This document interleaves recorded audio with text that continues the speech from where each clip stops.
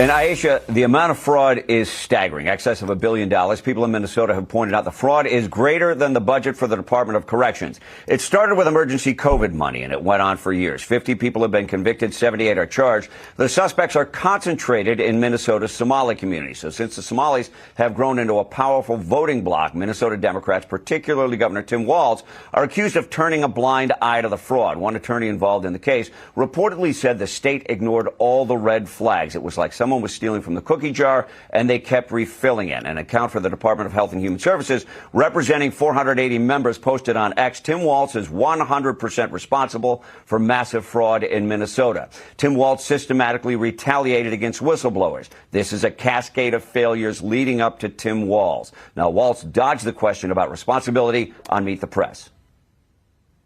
Well, certainly I take responsibility for putting people in jail. Governors don't get to just talk theoretically. We have to solve problems. And I will note, it's not just Somalis. Minnesota is a generous state. Minnesota is a prosperous state, a well-run state. We're AAA bond rated, but that attracts criminals. Those people are going to jail.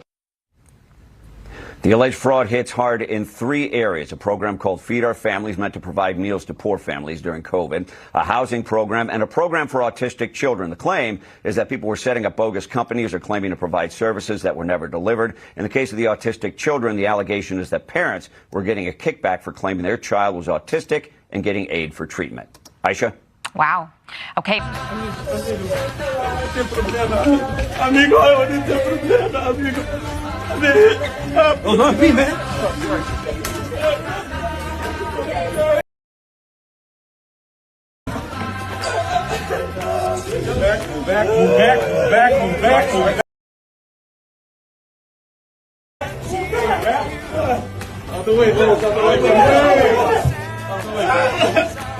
Dozens of people of East African descent have been charged, convicted, and sentenced for stealing more than $1 billion in taxpayer money from government programs during COVID. As you know, Governor, that is more than Minnesota spends each year to run its Department of Corrections. So I want to give you a chance to respond to this. Do you take responsibility for failing to stop this fraud in your state? Well, certainly I take responsibility for putting people in jail. Governors don't get to just talk theoretically. We have to solve problems. And I will note, it's not just Somalis. Minnesota is a generous state. Minnesota is a prosperous state, a well-run state. We're AAA bond rated, but that attracts criminals. Those people are going to jail. We're doing everything we can. But to demonize an entire community on the actions of a few. Want to really see something that said, take a look at what happened. Hey. Why this beat so crazy? We will make America proud again. And you try to kill our we will make America wealthy again. And yes, together, we will make America great again. Shit's heating up in Minnesota. Tampon Timmy, you are going down. This just out. Listen, this story is not coming from conservatives. It's not coming from right-wing media. It's coming from staff inside the Minnesota Department of Human Services, the very people who've seen the rot, the corruption from the inside out. Now they're saying enough is enough. Screw this piece of shit sitting in the state office. We're going to expose him for the jackass that he is. And listen, what they're describing is one of the most corrupt state-run government operations in the history of the United States. I thought it was bad here in Illinois with the Pillsbury Doughboy up in Springfield and Jabba the Hutt down in City Hall. But what the mayor of Minnesota and the governor of Minnesota are doing and have done to the Minnesota people is absolutely fucking disgusting. According to DHS staff, Minnesota DHS staff, Tim Walz personally engineered a system of intimidation, retaliation, and fraud protection that let criminals siphon millions, and hundreds of millions of dollars while punishing anyone who tried to blow the whistle off the corruption that was happening, right? So he protected the criminals that were stealing the Minnesota taxpayers' money and threatened, those who wanted to expose it, right? They say Governor Walz was warned. They say he ignored it, and they say he retaliated very hard, when questioned about it. Quote unquote, this is coming from one of the staff, They said, we let Governor Tim Walz know a fraud early. We got retaliation. We got monitoring. We received death threats in an effort to discredit us, right? All these employees said that Governor Tim Walz retaliated against the whistleblowers, threatened their families, disempowered the office of the legislative auditor, installed unqualified loyalists in top agency roles. I wonder why, to protect his own fucking ass, right? And let politically favored groups commit fraud with impunity. And we all know that the massive fraud that's going on with this feed our family bullshit, the 100 to the tune of $1 billion that 80 Somali immigrants have been arrested for, right? And the massive healthcare scam that their fucking state is doing too. People seem to forget what happened in Mogadishu, Somalia, back in the 90s, where they dragged our 2 rangers through the streets of Somalia. People seem to forget that. We're at war with these fucking people. Now they're sitting here in the United States and they're robbing our money, right? They even say that DFL aligned media, right? We all talked about how corrupt the local media is. Well, it's like that in Minnesota as well, right? Like WCCO, which is a local news station in Minnesota, and NPR, they ran interference, right? They refused to cover the fraud. They attacked whistleblowers, all while protecting Walz politically, right? Because listen, everybody knew what was going on, all the leaders, everybody, and they refused to cover it. Why? Because they're fucking criminals and they hate the American people. The liberal media is no good. I've been telling you guys this for months and months and months, and shit is finally coming out. Agency leaders appointed by Governor Tim Walz, Tampon Timmy, right? Mr. Twinkle Toes himself, disregarded rules, laws, and fraud reports. And the whistleblowers say something even more explosive, right? Now Minnesota is drowning in fraud. I mean, the state is fucked. I thought we were bad here in Illinois. They're really screwed out there, right? DHS staff, right? Minnesota DHS staff now is begging the federal government to intervene because Tim Walz's allies are still suppressing evidence and punishing anyone who talks. Time for President Trump to get freaking working here. Okay, listen, they're starting to come out. American people are finally starting to speak up and voice because everybody's fucking had enough. This is what one party rule looks like. These democratic states and cities, from the mayor's office to the governor's office, all the way down to the judicial system. We talked about what happened here. Now you got the governor protecting Somali immigrants.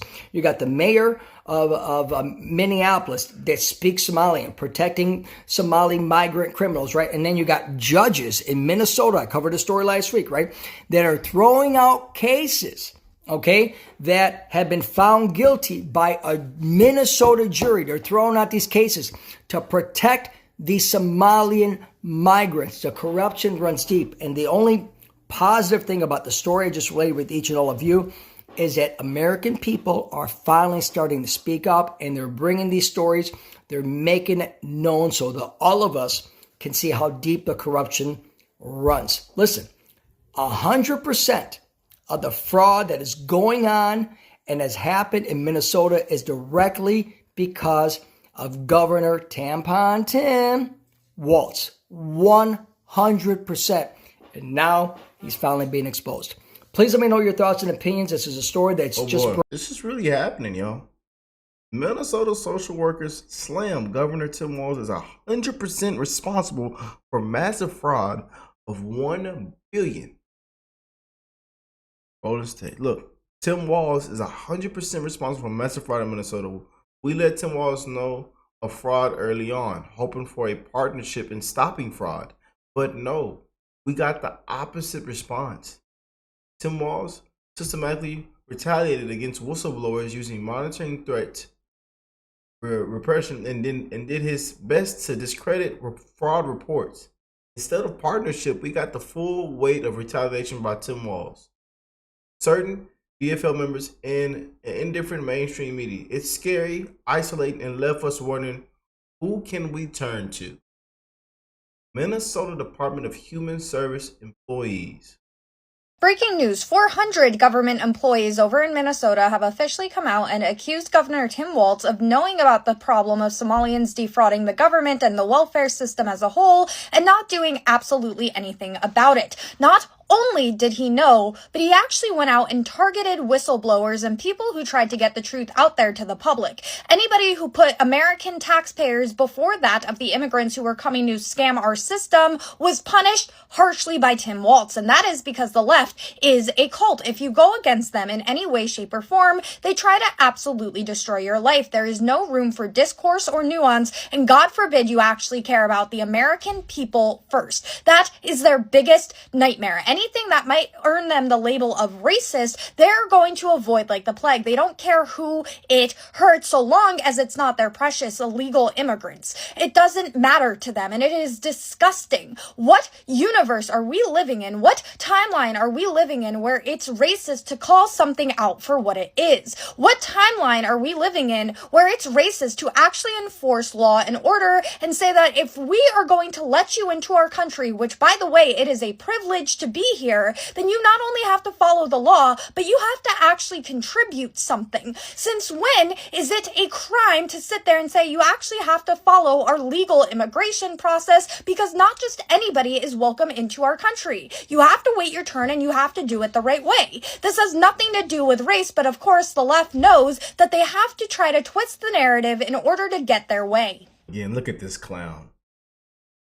I love when they run to the Meet the Press, the CNNs, the MS Nows, MSNBC, that crap. They didn't change the name. They ought to just shut it down. And look, can't even deny it. Look, stuck dead in the mud, live on television. Speaking of the Somali community, President Trump is targeting them and your state in part. He's citing fraud as the reason for his crackdown. Dozens of people of East African descent have been charged, convicted, and sentenced for stealing more than $1 billion in taxpayer money from government programs during COVID. As you know, Governor, that is more than Minnesota spends each year to run its Department of Corrections. So I want to give you a chance to respond to this. Do you take responsibility for failing to stop this fraud in your state? Well, certainly. I take responsibility for putting people in jail. Governors don't get to just talk theoretically. We have to solve problems. And I will note, it's not just Somalis. Minnesota is a generous state. Minnesota's a prosperous state, a well-run state. We're AAA bond rated, but that attracts criminals. Those people are going to jail. But that attracts criminals. We're doing everything we can, but to demonize an entire community on the actions of a few, it's lazy. And as you heard Senator Kelly say, this president has cut a lot of inspector generals. He's cut. Yeah, let's revert back. You're a clown, man. Can't even deny it. Just a clown. You gotta be ashamed of yourself. And I really can't believe this was on the ballot this past election. We were this close, man. The first story I want to get into is the story of what's going on in Minnesota. By the way, imagine if you were to say, a reporter writes a negative hit piece on you. Your name is Tim Walz. All right, whatever. Imagine a podcaster does a full-on investigation on you. Boom. Here's what Tim Walz's background's all about. All right, whatever. Imagine if Fox News does something on you. Yeah, that's bad, right? But what's worse than Minnesota's Department of Human Services? This is a tweet that none of us saw. That happened on September 11 of last year when Minnesota's Department of Human Services employees sent a message to Kamala Harris. Okay? September 11, Rob, can we show the date so they can see it on the bottom, please? Zoom in a little bit. There you go. September 11, 2024. They send it to her. It only gets 45,000 views. Let's read it together, Rob. Miss Harris, please listen to Minnesota state employees who work every day to deliver best services possible to our state and people who expect no less and pay our wages. Tim Walz has caused incredible harm to our state and agencies, retaliated against whistleblowers, against fraud. Zoom in a little bit. So what are all these things called? Feeding Our Future, $250 million. Okay. Child care assistant, $100 million. Frontline worker bonus pay, $45 million. Evergreen Recovery, $28 million. Medicaid, 11. 10.4, 9.5, all Medicaid. Employee benefits, 8.6 million. Medicaid, 7.7, 5.4 million. Unemployment benefits, 4.7 million. SNAP, 4.1. Medicaid, 4 million, 3 million, 2.6, 1.8, 1.6 million. Futuristic Management Group, 1 million. Medicaid. And they have Medicaid autism clinics, $501 million, give or take. Then another tweet comes out saying the fact that why is it that in Minnesota, check this out, autism claims to Medicaid in Minnesota after Somalians opened their own centers. 2018, 3 million. 2019, I don't even know what you call that, 18x to be exact, 54 million. Next year, 77 million. 2021, 183 million. 2022, 279 million. Oh my God. 2023, 399 million. And if you go a little bit lower, they ask Grok to verify it, and Grok even responds back, okay? Have any of these guys been held accountable in Minnesota? Look at Grok, go a little bit lower. Yes, the FBI and DOJ are investigating Medicaid fraud in Minnesota autism centers. Many serve in Somalia's communities. Ashraf Farhan Hassan was charged September 2025, which was 2 months ago, with wire fraud. $40 million scheme-related housing fraud charges include Mukhtar Hassan Adin, Mustafa Daib Ali, and others, obviously many traditional American names. Probes continue with searches and links to other scams, some funds reportedly sent abroad. And you're looking at this thing, right? And then Department of Human and Health, Rob, go back to their tweet of what they sent yesterday that got some 25 million views, okay? This is the one, Rob, go a little bit lower. Is this the one that got 25 million views? Go a little bit lower. Yeah, this is the one. 33 million views. The long one. So go all the way to the bottom first to show what they're responding to. So here's a Dustin George, a damning quote on Tim Walz, failure to stop fraud consuming Minnesota. No one was doing anything about the red flags. He said it was like someone was stealing money from the cookie jar and they kept refilling it. This is New York Times reporting on this. That's how bad it is. How fraud swamped Minnesota's social services system on Tim Walz's watch. 33 million views. Let's read what this tweet is. Go to the top, Rob. So Tim Walz is 100% responsible for massive fraud in Minnesota. We let him know early on, helping for partnership and stopping it, but no response. Walz systematically retaliated, betting against whistleblowers, using monitoring threats, repression, and did his best to discredit fraud reports. Instead of partnership, we got the full weight of retaliation by Tim Walz, certain DFL members, and in different mainstream media. You can go a little bit lower. In addition to retaliating against whistleblowers, he disempowered the Office of Legislative Auditor, allowing agencies to disregard their audit findings and guidance. Okay, this is a cascade of systemic failures leading up to Tim Walz. Agency leaders appointed by Tim Walz willfully disregarded rules and laws to keep fraud reports quiet, even to the extent of threatening families of whistleblowers. Go a little bit lower. That's pretty wild, by the way. Keep going a little bit lower, Rob. Next paragraph. As staff, we firsthand withstand and observe fraud happening, yet we were shut down, reassigned, and told to keep quiet. Sometimes more leadership did not want to appear to discriminate against certain communities and were unwilling to take action such as stopping fraud that would have an adverse impact on their image. To this date, no single agency leader has been held accountable for their role in fraud, whether it's Shireen Gandhi, great last name, Jess Gale, Jody Harpstead, Natasha Mertz, Eric Grumdahl, or others. It's a structure created and maintained by Tim Walz, who had created an environment of interrelated agencies, institutions against the media. Go a little bit lower in the media. Tim Walz is dishonest, lacks ethics and integrity, has poor leadership skills, and has never taken accountability for his role in the fraud. Instead, he deflects by blaming national politics for his own failings and distracts the public image. It's just terrible for the state to say this.